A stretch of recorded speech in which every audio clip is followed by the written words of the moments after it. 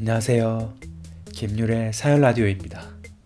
오늘 사연 제목은 시어머니의 막말 제가 예민한 건가요? 입니다. 그럼 사연을 시작하도록 하겠습니다. 안녕하세요. 결혼 2년차 새댁입니다. 제가 그동안 시어머니한테서 막말 아닌 막말을 꽤 들어서요. 지난달에 참다 못해 못 살겠다 했더니 그런 말씀 하신 적 없다며 너를 왜 미워하겠냐며 미안하다 하셔놓고 새해 첫날부터 기분 상하는 소리를 들었네요. 제가 예민한 건지 이 정도면 시어머니의 막말이 맞는지 댓글 좀 부탁드려요. 상처받은 말은 너무 많은데 그 중에서 크게 울컥했던 말씀만 몇 개 정리해 볼게요. 그렇게 간추려도 내용이 길어졌지만 제 판단이 잘못되면 계속 살아야 될지 말아야 될지 그 중요한 선택을 잘못하게 돼서 여러분의 객관적인 판단이 필요하니 꼭 읽어주시면 감사하겠습니다. 첫 번째, 별로 이쁘지도 않은 며느리. 지인분께 뜨개질 가방 하나 만들어 달라고 하시고 저 주시면서 굳이 이 말씀을 저한테 하셨어요. 걔가 누구 주려고 부탁하느냐 묻길래 며느리 줄 거라고 했더니 며느리 별로 이쁘지도 않으면서 주려고? 라고 묻더라. 이건 시어머니가 평소에 지인들 만나시면 며느리 안 이쁘다고 말씀을 하셨다는 거 인정하는 거 아닌가요? 두 번째, 너네 엄마는 딸 결혼시킨 것 같지도 않겠네. 시댁과 친정은 차로 5분 거리에 가까이 있습니다. 그래서 연휴 휴가 아니고 그냥 주말에 쉬려고 남편은 시댁에, 저는 친정에 갈 겸 내려가서 시댁에 먼저 인사드리려고 들렸더니 이러시더라고요. 야, 너네 엄마는 딸 결혼시킨 것 같지도 않겠다. 결혼을 했는데 친정에서 자면 연애 때랑 뭐가 다른데? 나 때는 친정은 없고 무조건 시댁만 생각했었는데 참. 결혼한 게 시댁에 팔려온 건지 저런 말씀을 하셨습니다. 세 번째, 그럴 거면 이혼해야지. 건강검진을 받으셨는데 췌장암이 의심된다고 하셨답니다. 그래서 큰 병원에서 다시 검사를 받고 결과가 나오던 날까지 남편한테만 그 얘기를 하시고 저한테는 아무런 말씀이 없으셨어요. 남편도 하필이면 회사가 바쁠 때여서 저한테 미처 전달을 못했다고 하더라고요. 그리고 자기가 말을 못했지만 어머니가 말했을 줄 알았다고. 아무튼 저는 그 모든 진행사항을 하나도 알지 못했는데 마지막 결과 암이 아니었다고 합니다. 근데 결과가 나오던 날 여전히 회사에 일이 바빠 정신이 없던 남편은 어머니께 안부 전화를 못 드렸죠. 그날 저녁 저는 제 동생이 이사를 해서 도와주고 있었는데 어머니가 노발대발 하셔서 남편한테 전화를 하셨다고 합니다. 네가 아들이냐, 내가 죽어도 와보지도 않을 거라면서. 남편이 일단 혼이 나고 이사 정리가 끝난 뒤 집에 돌아온 밤 11시 30분쯤 저한테 그제서야 모든 상황을 얘기했습니다. 평소 어머니가 일찍 주무시기도 하고 너무 늦은 것 같아 다음날 아침 부랴부랴 연락을 드렸습니다. 너무 죄송하다. 남편이 알려주지 않아 전혀 몰랐다. 다음부턴 큰일 있을 때 남편이 깜빡할 수 있으니 저한테도 연락 꼭 달라. 죄송하다. 죄송하다는 말만 그저. 그랬더니 목소리부터 짝 깔고 쏘아 붙이셨어요. 내가 아프다는데 전화 한 통도 안 하고 살 거면 이혼해야지. 안 그래? 우리 아들이 말을 안 해줘서 그게 아들 잘못이라고? 내가 볼 땐 너네 둘 다 똑같다.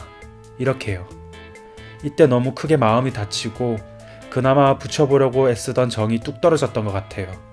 이때까지도 이미 크고 작게 상처받는 말 많이 들어왔었지만 저만 모른 척 넘어가면 조용히 잘 지낼 수 있을 거라 생각했거든요. 네 번째, 둘 다 참 인정머리가 없다. 시부모님과 시동생까지 온 식구가 작년 여름 휴가 일주일을 저희 신혼집에서 보내셨습니다. 저녁도 차렸고 야식도 차렸고 과일도 깎아내놓고 계신 내내 다들 엉덩이 붙이고 앉아있어도 저는 내내 대접했죠. 손님이니까 이해했고 그때까진 불만 없었어요. 문제는 그렇게 휴가 보내시고 내려가신 후 딱 이틀 뒤에 친정 부모님 못 본 지도 오래돼서 주말에 하루 보러 토요일에 내려갔습니다.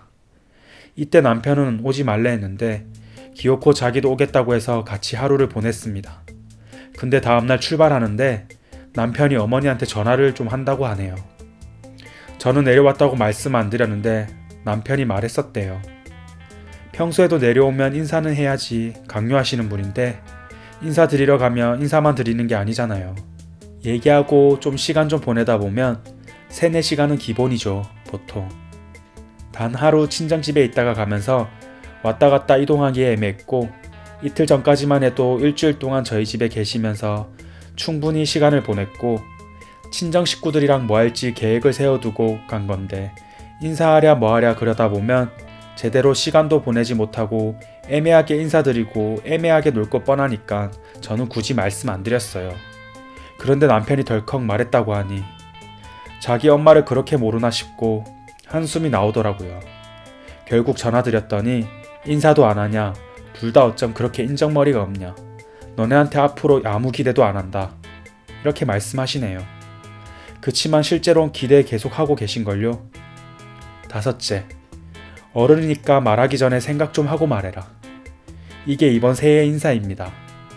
네, 전 상처 주는 시어머니 때문에 힘들다고 말하는 저한테 뭐가 힘드냐, 좀 참아라는 말만 할 줄 아는 남편. 모두에게 질리고 지쳐서 결국 지난달에 사고를 쳤습니다. 못 살겠다 한 거죠. 그땐 다 뒤집어져서 어머니가 저 붙잡고 내가 그런 말을 했냐, 그게 진심이 아니었을 거다, 내가 너를 왜 미워하겠냐 그러셨습니다. 진짜 살기 싫었는데 2번은 없다는 심정으로 용서하기로 했어요. 남편이랑은 부부 상담도 받으러 다녀보고 그러다가 한 번은 아버님 탈장 수술을 하신다고 또 갑자기 전해 듣고 남편보다 먼저 내려가 수술하는 거 지켜드리고 어머님이랑 시간도 보냈습니다. 남편 생일날엔 친정집 이삿날이어서 생일상 챙겨주고 다음날 친정집에 가게 되었습니다. 남편이 자기 생일 때 제가 했던 반찬 직접 만든 동그랑땡이 너무 맛있다고 남은 거 어머님 갖다 드리자길래 쌀 두고 내려가 또 시댁 먼저 들려서 인사드리고 음식 드리고 친정에 도착하니 늦은 오후가 돼서 짐 정리가 다 돼 있고 저는 돕지 못했습니다. 그리고 다음날 또 출발하기 전에 시댁에 들렸다 가자 해서 또 들렸네요. 좀 더 말하자면 이래서 친정 갈 때 같이 가겠다는 남편이 너무 싫어요.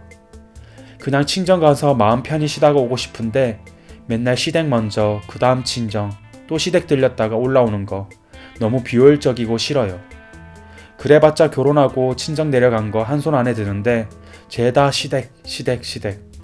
저는 언제 친정 식구들이랑 오붓한 시간을 보내죠?